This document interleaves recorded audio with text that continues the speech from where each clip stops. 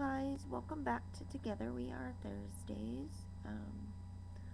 Sorry about the washed out lighting. I have my video light on because it's so dark out here and I always feel like it's hard to see me. So this week's topic is about anorexia nervosa, and I chose the topic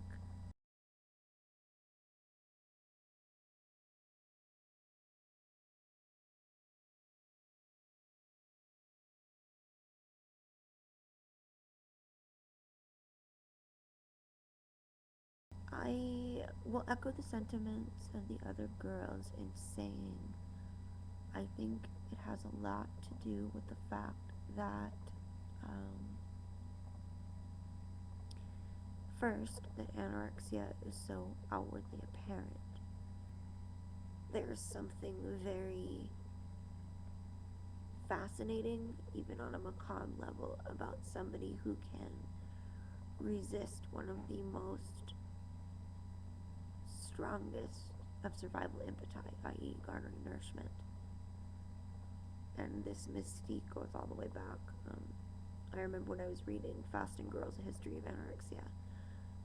It's a great book, and it goes all the way back and talks about like the saints and asceticism, and then starving artists and different cases throughout history. And there is a very potent and sick but apparent fascination with those who can deny one of the strongest urges we have.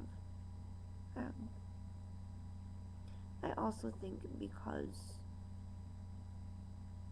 the image of somebody emaciated is so disturbing that, they look like The Walking Dead, or that they're close to death, or it's just very, very disturbing, I think, for people to see that for a lot of reasons, and definitely because of the media, and that comes from trauma drama cells, shock value cells, the societal veneration of thinness in Western culture, and now spreading throughout the world, sadly. All of these things come into play. Oh, and Michelle also mentioned that among eating disorder sufferers, there is this level of hierarchy of eating disorder. EDs of excess are somehow less than valid, or any of the subcategories of EDNOS, eating disorder not otherwise specified, is considered a lesser, less legit diagnosis than, say, anorexia or bulimia. And I often hear many people say, like people who began with anorexia, oftentimes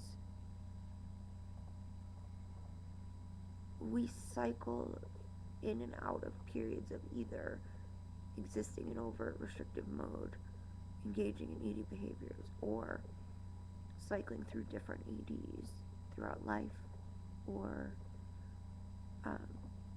like one thing that's common is for recovering anorectics to go through a period of bulimia in recovery, on their way to recovery, excuse me.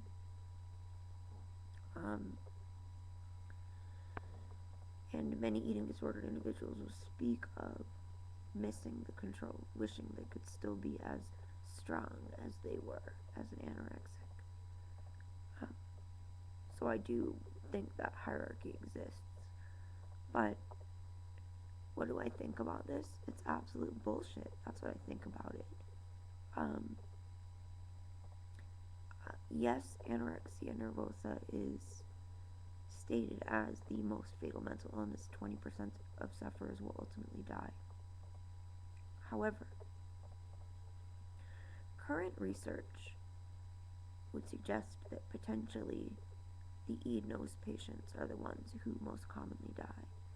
And I think um, the incidence of fatality in people of normal BMI is a critical issue. We tend to look at sufferers and their outward appearance as an indicator of how sick they are. And this is absolutely, absolutely unfounded, inaccurate, and dangerous. And again, among ED sufferers, oh well, at least I'm not underweight, I can't be eating disordered, or I can't be in danger. That's not true. Refeeding syndrome is real. People die from it.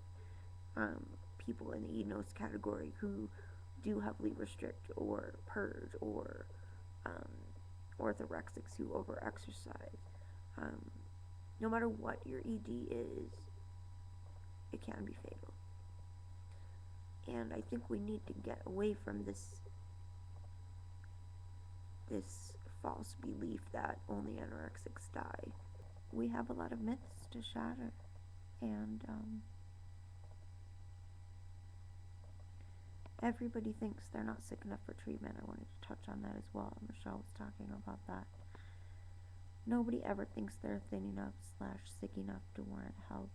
That's part of the pathology itself, so please do not let that deter you. Research supports that the sooner you get help, the better chance you have of recovering. And I have seen so many people be like, when I get to this weight, then I'll be worthy of care, or I'm going to wait until after this year of school, then I'll go into treatment. Don't wait. The longer you're sick, the harder it is to get better. So, yeah, you're sick enough, dude. If you're even questioning that, you're sick enough. Even if you're not questioning it, you're sick enough. If you're not sure, get an evaluation by either a therapist or a physician, and believe them, even if you don't. That's probably the hardest thing an anorexic has to do, or anyone with an eating disorder, is recognize that your mind and your eyes will not see, that you will not know yourself or the truth. It's terrifying, but that's the nature of mental illness. Regarding my pets, I have lots. We have 2 pugs, one black and one fawn. The black pug is my mom's, and the fawn is my new baby girl, Eileen. There's videos on my She Who Feels channel if anyone's interested.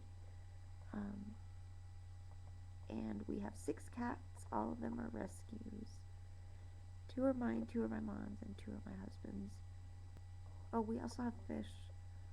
Mr. Empath, my husband, has fish, and they just had a whole bunch of babies, so really cute. I'll have to make a video of them soon.